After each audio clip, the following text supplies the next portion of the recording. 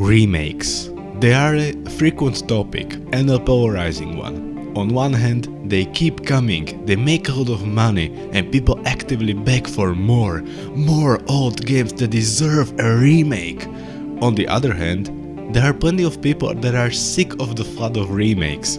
They say, if games are art, then begging for remakes is like asking someone to remake the Mona Lisa, or any other work that to many people isn't modernized to today's standards. And I agree with them. Because yeah, calling games art on the same level as films and books, and then refusing to play them because they naturally play differently, and needing a remake just to engage with the work, that's kind of stupid in my opinion.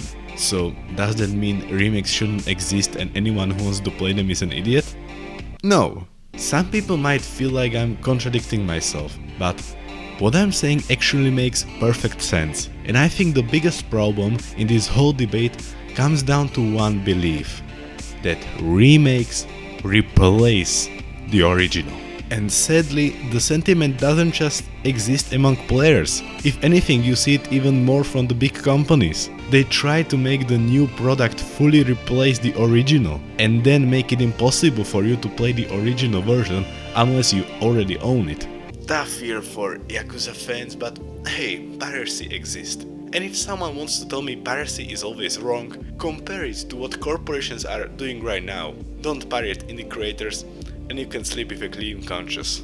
When companies act like this, Sega is a good example, it's really easy to get tired of the remake culture, especially when the original looks better. Oh god. And honestly, begging for a remake because you can't be bothered to try the original when you could, and you're not afraid of emulation or sailing the deep seas, that's just strange. If I said I don't wanna watch Hitchcock's Psycho because it isn't in color, and I'm begging someone to remake it in color so I can finally watch it, a bunch of cinephiles would drop like dominoes. But with games, that attitude is somehow completely acceptable, even with PS3 era games.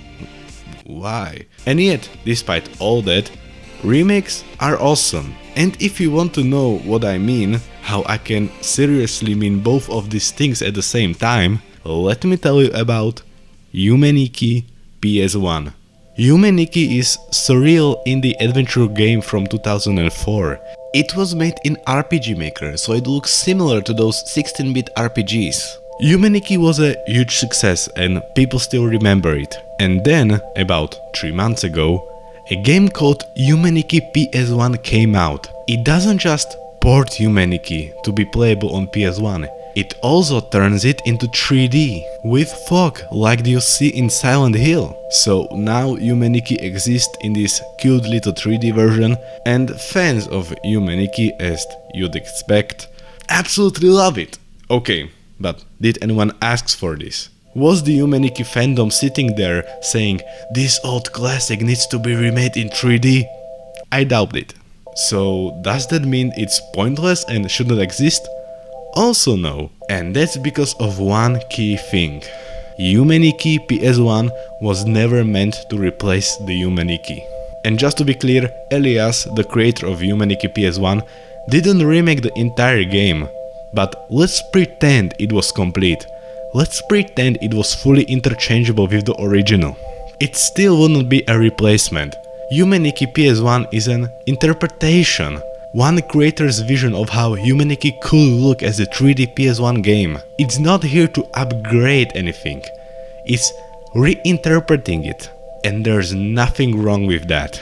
And I think that's exactly the mindset we should bring when we look at the remakes. Especially big mainstream ones. If we stop treating new remakes as something to replace the original, or a way to tailor a game to the widest possible audience for maximum profit, even at the cost of losing things that made it special, and instead we treat them as just another version of the original, the whole conversation changes. Instead of flooding the internet with the original has soul and the remake is soulless, especially when a remake isn't actually soulless, it just didn't carry over every good detail, and then making videos as long as a day in school about how handful of changes ruin the meaning of the original and its cultural barbarism, we could treat these games as an alternate ways to experience something great. A lot of remakes deserve criticism, no question, but I don't think every remake has to preserve and improve the original so hard that the original can be forgotten completely. With a few exceptions, I think I'll always prefer the original, even if it's less convenient to play, because the original matters. And by not losing the originals, we prove that video games are art. Every work is a product of its time. And while it can be great to rework something using what modern tech allows, and to rebuild certain moments to highlight the positives, the original still shouldn't be something we try to replace. The original should stay accessible. When you play PS1 game and you understand the console's limitations, you understand the tricks and intentions developers used to create something beautiful despite those limits.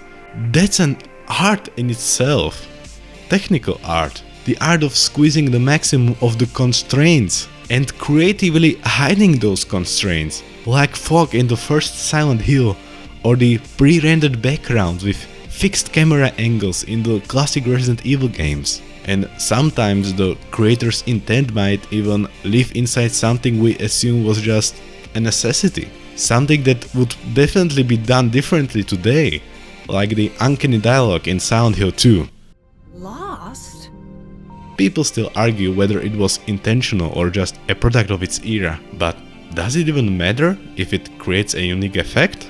When we play remakes, we can often ask, why did they make this decision in this section? What's the exact purpose? While in the original we might think, oh, a clever use of limitations, a smart way to hide loading.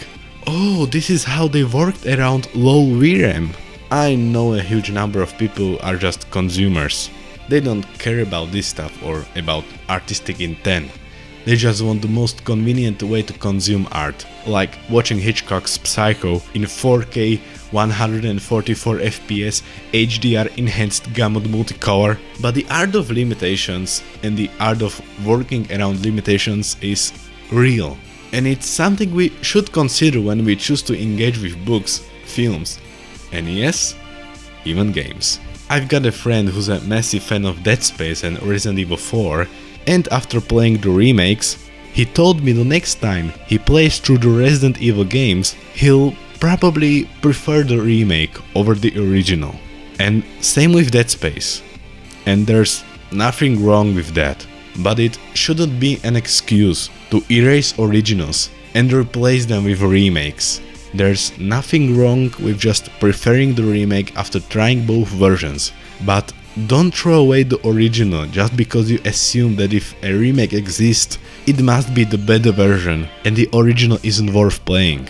No, the original is its own work and it deserves its place. It isn't just another consumer product you can swap out for the newer model with no loss, because if you treat games like that, you're showing that you don't see them as art.